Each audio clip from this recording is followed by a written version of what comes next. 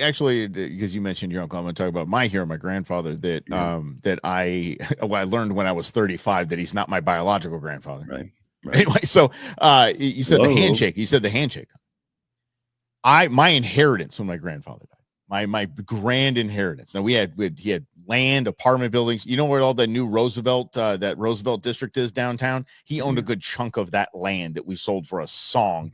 Wow. But my great inheritance was a single cab Chevy Silverado long bed.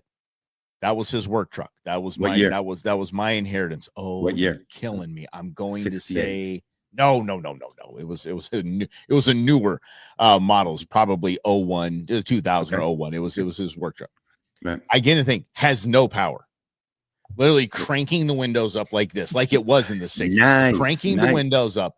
It had AC and that was it. It had a radio that had been stolen that he had to replace. And this thing had and so I told my grandma, I said, Grandma, I don't, this truck doesn't even have power.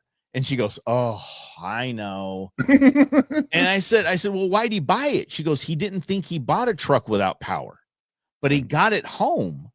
And I said, honey, this doesn't even have power windows or power door locks. You need to take this thing back and get something with power. He said, I shook that man's hand. We made a deal. Wow, oh, wow, man. Oh, wow. Yeah.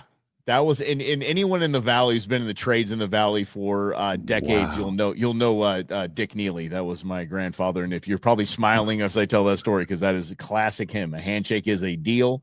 It is.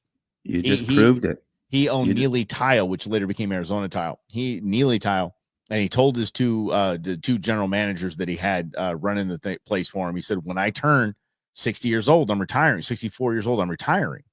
And you guys are taking over the business.